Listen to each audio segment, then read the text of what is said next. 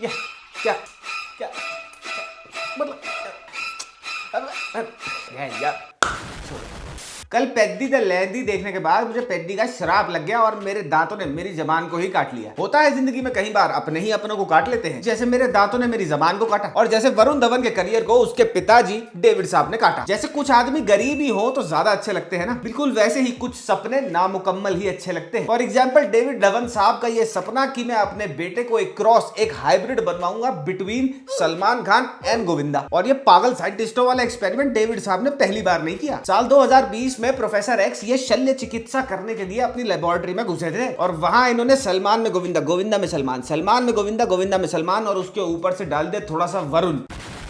ये भीषण एक्सपेरिमेंट इन्होंने बिना सोचे समझे कर तो दिया, लेकिन निकला क्या? ये रेडियो धर्मी कचरा कूली नंबर 1। लेकिन प्रोफेसर एक्स ने हार थोड़ी मानी। इन्होंने एक बार फिर अपने पुत्र के करियर को लैब रैट बनाते हुए, गिनी पिग बनाते हुए एक और एक्सपेरिमेंट किया और हक दिया ये बुंडी बगियो इबोला वायरस का नया स्ट्रेन, जिसका नाम है जवानी तो इश्क होना है। Why is you did that, David जी? हाँ वरुण बेटा आओ बैठो, कुछ डिस्कस करना है। यार पापा मैं आ तो जाऊंगा, लेकिन मुझे सही से बताओ कोई दोबारा से पिक्चर का आइडिया तो नहीं लेके आए? अरे आ तो जा बेटा, ऐसी कहानी लेके आया हूँ, ऐसी कहानी लेके आया हूँ तेरे लिए कि इस कहानी के बाद मैं तो रिटायर हो ही रहा हूँ ऑफिशियली डायरेक्शन से, तेरे करियर को भी रिटायर करा दूंगा, आजा। अरे यार पापा, डेविड धवन साहब को एक बात समझनी बहुत जरूरी है, that just because you can does not mean that you must. I am not even kidding with you when I say this, that this film is so वाहियात। इतनी खराब है ये फिल्म, इतनी बेशुमार बदतमीजी से भरी हुई है ये फिल्म कि आप इस फिल्म को 40-45 मिनट से ऊपर नहीं देख पाओगे। फिल्म की कहानी का कोई सर पैर नहीं है। फिल्म की कहानी में जो कैरेक्टर्स आपको देखने को मिलेंगे उनका तो बिल्कुल ही कोई सर पैर नहीं है। बाय गॉड ऐसा लगता है फिल्म की कहानी को देखकर कि डेविड धवन साहब ने आज से 30-40 साल पहले 90s या फिर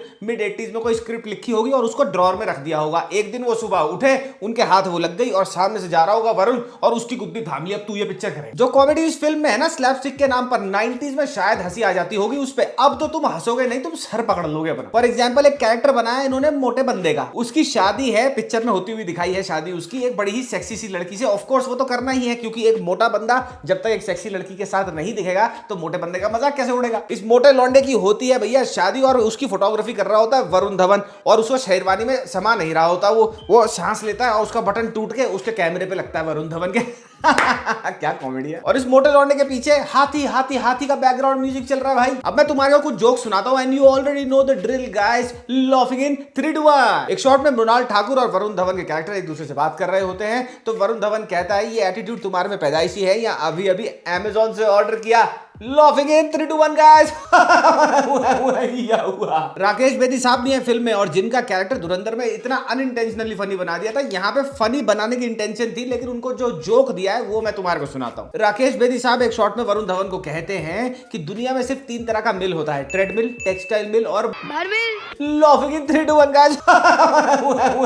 हुआ। और ये जोक पता है क्यों यहाँ पे? क्योंकि इनको एक ये सीन बनाना था कि राकेश बेदी साहब वरुण धवन के कैरेक्टर को ये बोल सके तो कि मेरे को बाहर मिलने के लिए उन्होंने ये मिल, ट्रेडमिल, टेक्सटाइल मिल का जोक डाल दिया। कोई सर पैर नहीं है। जोक नंबर 3, वरुण धवन एक शॉट में कहता है, जोक मारता है, उसको जो जोक दिया गया है वो ये है कि माँ की ममता होती है और बाप की बापता। लॉफिंग है। तुम रुको यार, जुन्नू नाराज है। जुन्नू बेटा हंस दे। और अभी तो मैंने तुम्हें ये 1-2 एग्जांपल दिए हैं। फिल्म में ऐसे दर्जनों झटुल्ले जोक्स हैं जिनको सुन के तुम्हें लगेगा कि भाई ये फिल्म लिखी ही नहीं गई पिछले 2-3 साल में, ये फिल्म लिखी और कंसेप्चुअलाइज ही करी गई थी 90s में। इतनी भद्दी जोक राइटिंग देखने के बाद मैंने सोचा कि इस उम्र में ये सस्ती अफीम की खेती डेविड साहब ने अकेले तो नहीं करी होगी। और फिर मैंने देखा ये फिल्म को राइट करी है, जो इन जोक्स को राइट करा है किसने? फराज सामजी ने। भाई 10 सूर्य ग्रहण एक साथ लगे होंगे तो जाके ये सामजी शराब बॉलीवुड को लगा होगा। ये किस्मत से मिट नहीं रहा बॉलीवुड के। फराज सामजी की जोक राइटिंग बालों में चिपकी वो चिंगम है जिसको तुम खाली खींच के या धो के नहीं निकाल सके, तुम्हें पूरा बाल ही काटना पड़ेगा। सामजी मुंह का वो छाला है जो ठीक होकर राजी नहीं होता। इसके पास बॉलीवुड वालों के सीक्रेट्स की कोई तो फाइल है, कोई तो दस्तावेज ऐसे है जहां पे सारी की सारी चीजें दफन है और इसको पता और सबको धमकाता घूमता। अगर काम नहीं दोगे तो भैया मैं ये फाइल को लीक कर दूंगा, क्योंकि इसके अलावा इसके पास कोई मेरिट नहीं है काम का। पता नहीं कैसे इसको काम मिल जाता है। अरे छोड़ छोड़ प्लीज सरकार। जैसे सीरियल किलर होते हैं ना, वैसे ही फरहाद सामजी सीरियल गू हगर है। ये अपनी हर फिल्म के साथ गू हगता घूमता है और इस फिल्म में तो इसने पक्का गोबर पाता है भाई। और अगर तुम्हें किसी भी वेब शो को, वेब सीरीज को या फिर किसी भी फिल्म की स्क्रिप्ट को जो पहले से ही बहुत क्रिंज है उसको क्वाड्रपल क्रिंज और बनाना है तो उसमें आंखें बंद करके मनीष पॉल को डाल दो। और वो इस फिल्म में वरुण धवन का राइट टेस्टिकल बनकर घूम रहा है। I very seriously fail to understand that who finds Manish Paul funny. और 4-5 राइमिंग जोक दे देते हैं इसको, पता नहीं क्या करता रहता है। एक जगह ये बन गया भैया गे बन जाता है, उनका मजाक उड़ा दिया होमोसेक्सुअल्स का वहां पे, ऐसे कर दो ना, वैसे कर दो ना, ये कर दो ना, वो कर दो ना। Who finds this man funny? Film की सपोर्टिंग कास्ट खराब नहीं है, इनफैक्ट बहुत पुख्ता है, खासकर seasoned comic character artist. For example Manoj Pahwa, Ali Asgar and Rakesh Bedi साहब। लेकिन ये भी क्या ही करेंगे और कब तक करेंगे, सपोर्टिंग कास्ट वाले हैं, ये कैरेक्टर आर्टिस्ट हैं, इन बेचारों को वैसे बहुत कम काम मिलता है। I don't blame them to be a part of this film, लेकिन ये भी कब तक एक लाश को घसीटेंगे। एकदम वाहियात और बेसिर पैर के जोक्स दे रखे हैं इनको भी। अच्छा, वीडियो में आगे बढ़ने से पहले गरीबों, वो समय वो घड़ी आ ही गई है। ऑनेस्टली सेइंग पॉडकास्ट का नया सीजन में लेके आया हूं और उसका पहला एपिसोड अभी इसी वक्त लाइव है टीजे के साथ। उसका ट्रेलर देखो और उसके बाद ऑनेस्टली सेइंग पॉडकास्ट चैनल पे जाओ, लाइक, सब्सक्राइब और शेयर करो। कभी बहुत ही खराब पिक्चर एक्सपीरियंस देखने जाना हो, गेटी गैलेक्सी जाओ। तुम रोड पे मुद्द दो, वो साफ है। पूरी पिक्चर गुटके की बदबू के साथ देखिए मैंने।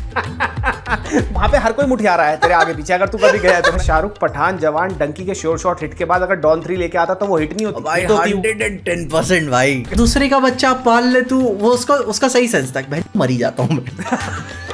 We gotta do it something like this.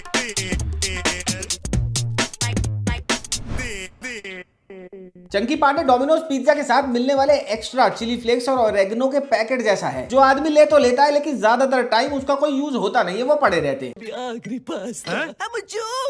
और ऐसी कॉमेडी फिल्मों में चंकी पांडे बिल्कुल यही किरदार निभाता है। ये फिल्म में है तो, और तुम्हें इसको देख के लगेगा कि भैया ये क्यों था ये फिल्म में, किस लिए लिया है इसको। पिछले 10 साल से आखिरी पास्ता के रोल से ही नहीं निकला ये। इसको भैया डायरेक्टर बुलाते होंगे, एक काम कर आखिरी पास्ता बनेगा, दोबारा 150वीं बार ये कहता है हाँ मैं बन जाऊंगा, वही आके कर लियो। इसको मुझे नहीं लगता कोई डायलॉग भी देता होगा, आता है हे ऐसा करता है। अबे यार तू घर जल जा यार, क्यों यार। बाय गॉड, हर दूसरी बात पे, हर दूसरे शॉट में वरुण धवन की शर्ट उतरवा दी, कहीं उसका हुडी खुला हुआ है, कहीं उसके शर्ट के यहां तक के बटन, अबे बटन होते हैं लगाने के लिए, उसको नाभि तक तो खोल के घूम रहा है वो। कोई भी रीजन नहीं है आधी से ज्यादा फिल्म में कि उसकी बॉडी दिखाई जाए किसी शॉट में, भैया लगे कि हाँ बॉडी दिखानी जरूरी है। नहीं, जबरदस्ती दिखाई हुई है। पापा को लगा है बेटे ने क्या बॉडी बनाई है तो पापा को दिखा देते भैया। और अगर जबरदस्ती का स्किन शो, जबरदस्ती की बॉडी इसकी देख देख के नहीं थकोगे तो जबरदस्ती के हर 5 मिनट के बाद आने वाले गानों को देख के त्रास्त हो जाओगे तुम। और गाने भी ओरिजिनल नहीं है, इनसे ओरिजिनल गाने भी नहीं बने, सारे और आइकॉनिक गाने उठाए। जो भी गाने तुम्हारे को लगेगा कि कुछ बज रहा है, बाकी तो भाई ऊपर से निकल जाते हैं, जो तुम्हारे कान में पड़ेंगे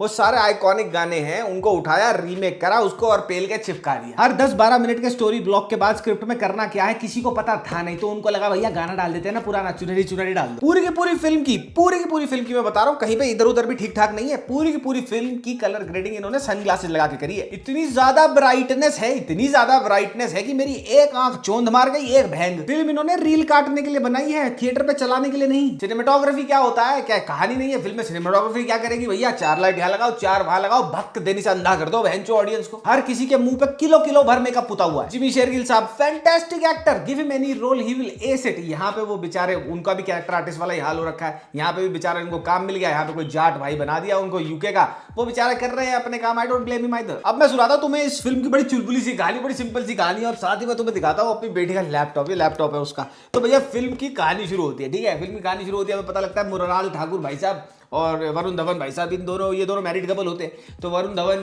साहब चाहता है कि मैं टपा यानी सेक्सी टाइम करके बच्चा कर ले भैया, ठीक है। मुराल ठाकुर कहती है नहीं मैं तो बहुत करियर ओरिएंटेड हूँ, मेरे को वो करियर चाहिए। हर दूसरी बात पे वो उसके पास सेक्स करना है तो वो कॉन्डम निकाल देती है बार। एनीवे, तो उसके बाद अगर इसको सुना एनीवे, हाँ, तो उसके बाद क्या होता है कि भैया आगे बढ़ती है कहानी। तो वो कहते हैं कि हमें डिवोर्स चाहिए, क्यों, क्योंकि वो सेक्स करना चाहता है, वो सेक्स करना नहीं चाहती। वो कहती है मुझे अपना करियर बनाना है। तो ये जाते हैं वहाँ पे कोर्ट में। अब वहाँ पे कोर्ट में बहन जो वो लंडोला कर रहा है अपना ही, वहाँ जज कह रहा है मैं चाहता नहीं तुम दोनों अलग हो, क्यों, तेरी बुआ की लड़का है वो है। तो आगे बढ़ते हैं वो, फिर वहाँ से अगर तुम इसको प्रेस करोगे ना, इसमें मैसेजेस भी है, ईमेल भी आता है इसमें, ईमेल। तो भाई आगे बढ़ती है कहानी। फिर आगे बढ़ने के बाद वो कहते हैं कि तुम 6 महीने के लिए डिसाइड कर लो क्या करना है। वो 6 महीने में वहाँ 6 महीने में वहाँ पहुँच जाता है यूके, मुंह उठा के यूके पहुँच जाते हैं, पता नहीं कहाँ से पैसे आ रहे हैं, मुंह उठा के वहाँ पहुँच जाता है। वहाँ उसे रैंडमली किसी गोरे की फोटो खींच रहा होता है वहाँ पे, वो गोरे की फोटो खींचते एक बार ये बना के देखते हैं। गेम भी है इसमें, गाने भी बजते हैं बेटा इसमें, पता है पेन ड्राइव लाके गाने बजा सकते हो तुम। तो चाइनीज है, आगे तो बड़े निकल गए भैया चाइनीज सामान ना, ठीक है। तो हम तो इस बार भैया वो स्लेटों पे लिखते थे। तो एनीवे आगे बढ़ती है भाई कहानी, वो फिर वहाँ खींचा, वहाँ से पूजा हेगड़े मिल जाती। पूजा हेगड़े वहीं बैठ के बियर पी रही है, ठीक है, और वहीं वो फोटो खींच रहा है। वो दोनों देखते हैं और 1 महीने पहले पिक्चर बताती है कि वो ऋषिकेश में मिले थे। पता नहीं क्या कौन लिख रहा है, या फिल्म चार्ट के लिखते हो क्या कहानियाँ। तो फिर भैया आगे बढ़ती है कहानी, वो फिर मृणाल ठाकुर आप वापस आ जाती है। 1 मिनट, इमोजी भी है इसमें।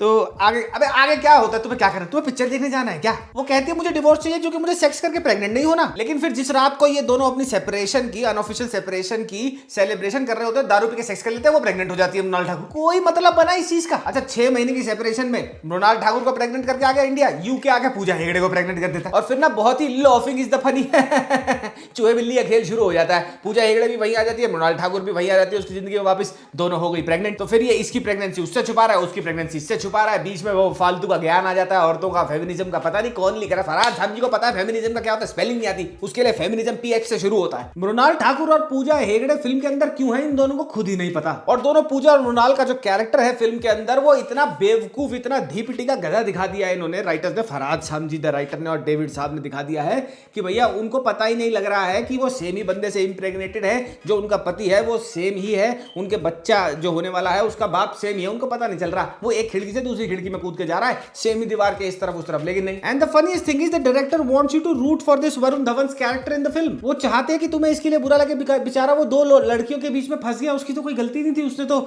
गलती से फचाक से अपना स्पर्म अंदर डाल दिया, गिर गया होगा कहीं पे, है ना इसलिए वो दोनों प्रेग्नेंट हो गई। आई मीन ये हो क्या रहा है, अभी कॉमेडी के नाम पे वो पति पत्नी और वो 2 आई थी, वो ब्लास्फेमी आई थी, और उसके बाद ये आ रही है। ये ऐसी फिल्में आनी बंद क्यों नहीं हो रही? Who is watching them, who are they making these films for? Farhad साहब जी और डेविड धवन साहब की कॉमेडी के टेकर्स 10-15 साल पहले ही खत्म हो गए। I still don't understand why are they still making films. मैं हमेशा से ये कहता आया हूं, एक बार फिर कह देता हूं, Varun Dhawan can act if given a good director and if given a good script. Badlapur, October, Bhediya, Sui Dhaaga, अगर वरुण धवन की बुरी फिल्में हैं तो बढ़िया फिल्में भी हैं। इस फिल्म में वरुण धवन की एक्टिंग नो डाउट बहुत खराब है, लेकिन the script that has been given to him, the jokes that has been given to him, the situational comedy that his character has been put into are beyond bad. And I'm pretty sure कि वरुण धवन ने ये film सिर्फ और सिर्फ इसलिए करी है to keep his respect at the top for his father, because David Dhawan साहब की ऑफिशियली लास्ट फिल्म है as director and he is retiring, और उनको लग रहा होगा कि अपनी आखिरी फिल्म अपने बेटे के साथ करके जाऊंगा, तो उसने बस आउट ऑफ रिस्पेक्ट ये कर ली। Although I am pretty sure that this will massively backfire, और वो बैकफायर होने भी लग गया। 1+1 फ्री में टिकटें बिक रही हैं।